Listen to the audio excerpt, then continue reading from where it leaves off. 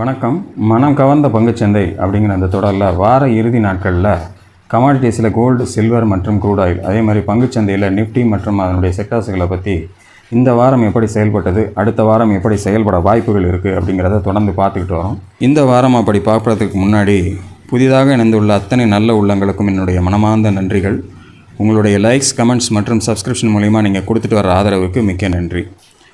வழக்கம் போலவே கமாடிட்டிஸில் முதல்ல கோல்டுலேருந்தே ஆரம்பித்து பார்த்துடலாம். கோல்டு இந்த வாரம் வெள்ளிக்கிழமை இரவு 11 மணி அளவில் $3,351 ட்ரேடிங் நடந்துகிட்டு இருக்குது.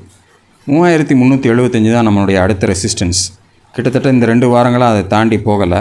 கீழேயும் 3,295 கீழே பெரிய க்ளோசிங்கன்றதும் கொடுக்க முடியாமல் இந்த 2 லெவலுக்கு நடுவில் தான் இருந்துக்கிட்டு இருக்குது.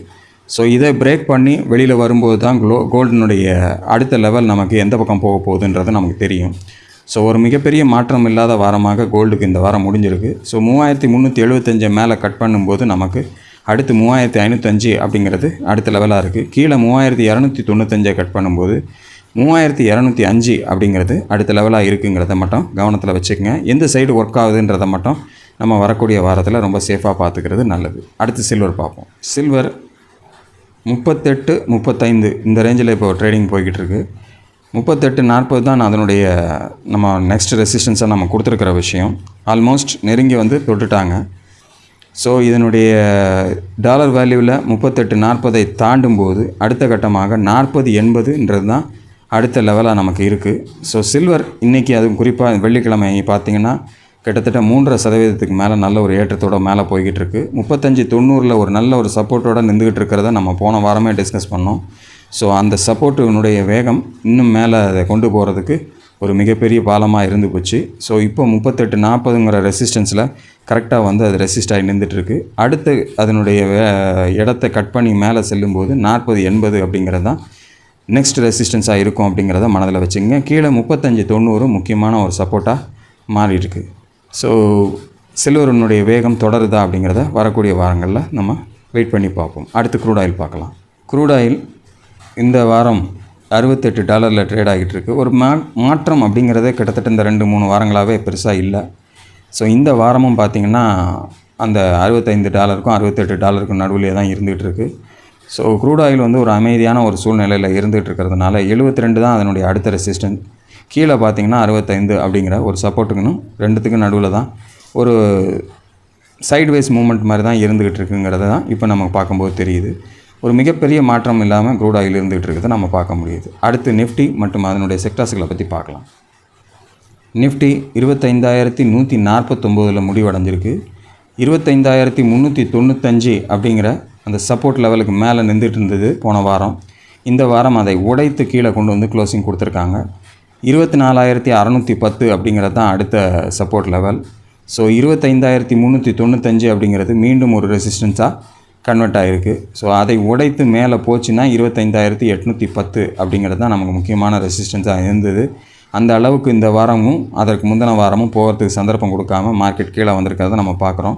ஸோ இன்னையோடைய லோவை கட் பண்ணி மறுபடியும் இறங்க ஆரம்பித்தா இந்த 24,610 நோக்கி வர்றதுக்கு வாய்ப்புகளாக வரக்கூடிய வாரத்தில் இருக்கலாம். வீக்னஸ் கண்டினியூ ஆகிறதுக்கு சான்சஸாகவும் இருக்கலாம் அப்படிங்கிறத மனதில் வச்சுங்க. என்ன செய்து இந்த கன்ஃபர்மேஷன் நமக்கு தொடருதா அப்படிங்கிறத நம்ம பார்க்கணும். ஆல்மோஸ்ட் அது வீக்கான மாதிரி தான் இந்த வாரத்தினுடைய இறக்கமானது நமக்கு, அது குறிப்பாக வெள்ளிக்கிழமையானுடைய செயல் நமக்கு தெரியுது. அடுத்து செக்டார்களை பார்க்கலாமா? செக்டார்களில் நம்ம வழக்கமாக முதல்ல பார்க்குறது பேங்க் நிஃப்டி 56,754 க்ளோசிங். 56,320 ஒரு முக்கியமான ரெசிஸ்டன்ஸ் ஏரியாவாக இருந்தது. அதை கடந்து கிட்டத்தட்ட ஒரு 3 வாரங்களாக மேலே நின்றுட்டுருக்கு. ஆனாலும் கூட ஒரு மிகப்பெரிய ஏற்றம்ங்கிறது கொடுக்க முடியாமல் ஒரு சைட்வேஸாக தான் இருந்துகிட்டு இருக்கிறத நம்ம பார்க்க முடியும். ஒரு மிகப்பெரிய மாற்றங்கள் அப்படிங்கிறது 57,000 தாண்டி கொடுக்க முடியாமல் பேங்க் நிஃப்டி தவிச்சிக்கிட்டு இருக்கிறத நம்ம பார்க்குறோம். அப்படி ஒரு வேளை 57,000க்கு மேலே ஒரு ஸ்ட்ராங் க்ளோசிங் கொடுக்கப்பட்டால் 59,500 தான் அடுத்த ரெசிஸ்டன்ஸாக நமக்கு இருக்குது. 56,320 கட் பண்ணி கீழே வந்துச்சுன்னா கொஞ்சம் ஜாக்கிரதையாகவே பேங்க் நிஃப்டியில் இருக்கிறது நல்லது. அடுத்த செக்டார் பார்க்கலாம். Fin Nifty 26,853 closing.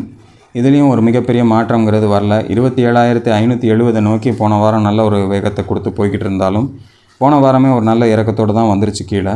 இந்த வாரம் ஒரு மிகப்பெரிய மாற்றங்கிறது இல்லாமல் தான் இந்த வாரம் இருந்திருக்கு. ஸோ 26,580 தான் சப்போர்ட் ஏரியாவாக ஃபின் நிஃப்டிக்கு இருக்குது. மேலே 27,570 முக்கியமான ரெசிஸ்டன்ஸாக இருக்குது. ஸோ இந்த லெவல்ஸில் எதை கட் பண்ணுது வரக்கூடிய வாரங்கள்ன்றதை பொறுத்திருந்து பார்ப்போம்.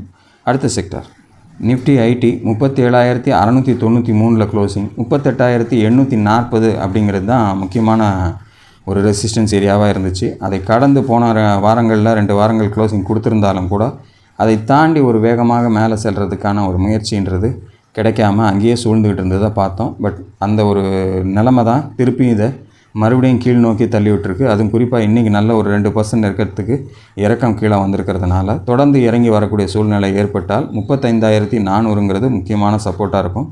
மேலே 38,840 ரெசிஸ்டன்ஸாக இப்போது கன்வெர்ட் ஆகிருக்கிறத நம்ம பார்க்க முடியுது.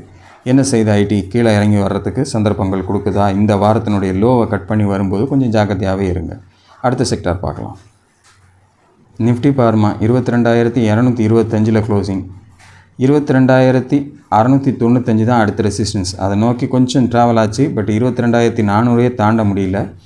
ஆல்மோஸ்ட் இந்த சில நாட்களுக்கு முன்னாடி எங்கே போச்சோ அதே லெவல் வரைக்கும் தான் போயிருக்கு. 21,950ங்கிற சப்போர்ட்டை வந்து இந்த வாரம் டச் பண்ணியிருக்காங்க, நெருக்கத்தில் வந்திருக்காங்க. பட் அதற்கு கீழே போகாமல் மெயின்டைன் பண்ணி க்ளோசிங் கொடுத்துருக்காங்க. ஸோ இந்த 2 லெவலுக்குள்ளே தான் இந்த 2 வாரங்கள் இருந்துகிட்டு இருக்குது. 22,695 ரெசிஸ்டன்ஸுக்கும் 21,950ங்கிற சப்போர்ட்டுக்கு நடுவில் இப்போ ட்ராவல் ஆகிட்டுருக்கு. ஸோ இந்த 2 லெவலில் எதை பிரேக் பண்ணுதோ அந்த பக்கம் நமக்கு விறுவிறுப்பு தரக்கூடிய வாய்ப்புகள் அதிகம் இருக்கிறதுனால கொஞ்சம் காஷியஸாகவே வாட்ச் பண்ணுங்கள். 21,950 கட் பண்ணும்போது கொஞ்சம் ஜாகிரதையாகவே பார்மாவில் இருக்கிறது நல்லது. அடுத்த செக்டார் பார்க்கலாம். நிஃப்டி எஃப்எம்சிஜி 55,910 க்ளோசிங், 55,700 அப்படிங்கிற அந்த லெவலை வந்து தாண்டி இருக்குது இந்த வாரம். மார்க்கெட் ஒரு பக்கம் கீழே இறங்கி வந்திருந்தாலும் கூட இந்த பர்டிகுலர் செக்டார் ஒரு பர்டிகுலர் ரெசிஸ்டன்ஸை தாண்டி ஃப்ரெஷ்ஷாக க்ளோசிங் கொடுத்துருக்காங்க ஒரு 3 வாரங்களை தாண்டிய பிறகு. ஸோ 55,700 தாண்டி ஒரு க்ளோசிங் வந்திருக்கு. அதுக்கு அடுத்த ரெசிஸ்டண்ட்டாக நமக்கு 57,000 அப்படிங்கிறது இருந்துகிட்ருக்கு. கீழே 55,700 அப்படிங்கிறது சப்போர்ட்டாக கன்வெர்ட் ஆகிருக்கு. அதற்கு கீழே 54,200 ஒரு முக்கியமான பெரிய சப்போர்ட் ஏரியாவாக எஃப்எம்சிஜிக்கு இருக்குது அப்படிங்கிறத மனதில் வச்சுக்கோங்க. தொடர்ந்து மேலே ஏறக்கூடிய வாய்ப்புகள் தருதா அப்படிங்கிறது நமக்கு வரக்கூடிய வாரம் இந்த வாரத்தினுடைய உச்சத்தை கிடக்கும்போது நமக்கு ஸ்ட்ராங்காக இருக்க சான்சஸாக இருக்கும் அப்படின்னு எதிர்பார்க்குறேன் எஃப்எம்சிஜியை பொறுத்தளவில். அடுத்த செக்டார் பார்க்கலாம். நிஃப்டி ஆட்டோ 23,493 க்ளோசிங், 24,040 கடக்க முடியாமல் கடந்த 2 வாரங்களாக வந்து அதுக்கிட்ட முட்டி மோதி பார்த்து இப்போ கீழே வந்தாச்சு. ஸோ அந்த ரெசிஸ்டன்ட் ஏரியா வந்து ஸ்ட்ராங்காக இருக்கிறத நம்ம இதில் பார்க்க முடியுது. ஸோ இந்த வாரத்தினுடைய லோவை கட் பண்ணும்போது 22,930 வரைக்கும் வர்றதுக்கு மறுபடியும் அந்த சப்போர்ட் ஏரியாவுக்கு வர்றதுக்கு சான்சஸாக இருக்கும். அதையும் உடைச்சா 22,200 தான் ஒரு முக்கியமான சப்போர்ட் ஏரியாவாக இருக்கும்.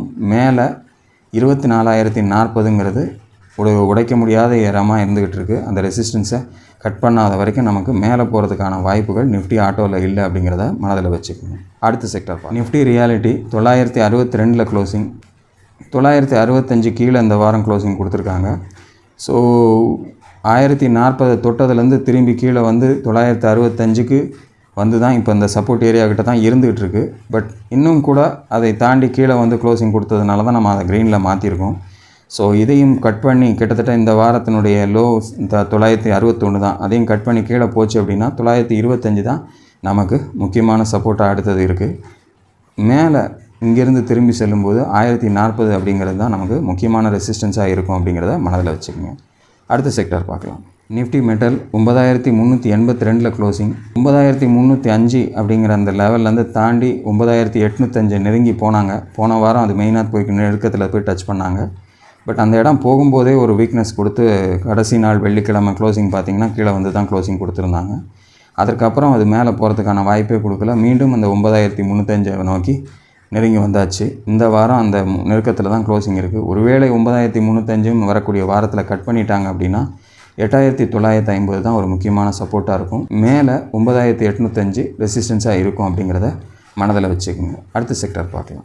Nifty oil and gas 11,759 closing, 12,000 அப்படிங்கிற அந்த லெவலை கட் பண்ணி திருப்பி மறுபடியும் கீழே வந்துடுச்சு இன்றைக்கி. அஃப்கோர்ஸ் இந்த வாரம் தான் அந்த 12,000 கட் பண்ணி மேலே 2 நாள் க்ளோசிங் கொடுத்தாங்க. பட் அதை சஸ்டெயின் பண்ண முடியல, மறுபடியும் கீழே கொண்டு வந்திருக்காங்க. ஸோ கீழே 11,480 நோக்கி மறுபடியும் அதனுடைய வேகமானது திரும்பி இருக்குது. இருந்தாலும் இந்த வாரத்தினுடைய லோவை கட் பண்ணும்போது தான் அதை நெருங்கி வரத்துக்கான சான்சஸ் இருக்குது. அப்படி ஒரு வேளை சான்ஸ் கொடுக்காமல் திரும்பிச்சுன்னா மறுபடியும் 12,000 அப்படிங்கிற அந்த ரெசிஸ்டன்ஸை நோக்கி போகிறதுக்கான சான்சஸ் இருக்குது. அதையும் கட் பண்ணிச்சு அப்படின்னா 12,650 அப்படிங்கிறது முக்கியமான ஏரியாவாக மேலே நமக்கு ரெசிஸ்டன்ஸ் ஏரியாவாக இருக்கும். அப்படி சந்தர்ப்பம் கொடுக்காம 11,480 கட் பண்ணிட்டாங்க அப்படின்னா கொஞ்சம் ஜாக்கிரதையாகவே இருக்கிறது நல்லது. இதுதான் இந்த வாரத்துக்கான செக்டார் லெவல்ஸ். நிஃப்டியை பொறுத்தளவில் 25,149 க்ளோசிங், 25,395க்கு கீழே கொண்டு வந்து இந்த வாரம் முடிச்சிருக்காங்க. ஸோ ஒரு ஏற்றம் கொடுத்து மேலே சென்றாலும் 25,600க்கு மேலே ஒரு சான்ஸ் கொடுக்கல. ஸோ இறக்கம் அப்படிங்கிறது இன்றைக்கி ரொம்ப கொஞ்சம் ஜாஸ்தியாகவே இருந்த மாதிரி இருந்தது. ஸோ இந்த வாரத்தினுடைய லோவை கட் பண்ணும்போது கொஞ்சம் கேர்ஃபுல்லாகவே வாட்ச் பண்ணுங்கள். எப்படி பார்த்தாலும் 24,610 வரைக்கும் நமக்கு ஒரு நல்ல ஒரு சப்போர்ட் ஏரியா இருக்குது. அந்த இடத்த கட் பண்ணும்போது வீக்னஸ் கொஞ்சம் கடுமையாகலாமோ அப்படிங்கிற மாதிரியான ஒரு சூழ்நிலை தான் இப்போ நம்ம பார்க்கும்போது இருக்குது. பார்க்கலாம் வரக்கூடிய வாரம் அந்த மாதிரியான ஒரு சூழ்நிலை தருதா நிஃப்டி அப்படிங்கிறத. நீங்களும் டெக்னிக்கலாக இதனுடைய மூமெண்ட்ஸை வாட்ச் பண்ணுங்கள். அதே சமயம் வரக்கூடிய செய்திகளையும் கவனமாக பார்த்து கொள்ளுங்கள். இந்த வாரம் பார்த்திங்க அப்படின்னா நமக்கு ரிசல்ட் சீசன் ஆரம்பிச்சிட்டதுனால, ஃபஸ்ட் குவார்ட்டர் ரிசல்ட் சீசன் ஆரம்பிச்சிட்டதுனால நிறைய நிறுவனங்களுடைய ரிசல்ட்ஸுகள் தொடர்ந்து வர ஆரம்பிக்கும். ஆரம்பத்தில் கொஞ்சம் ஐடி கம்பெனி நிறுவனங்கள் தான் நிறையா வரும்.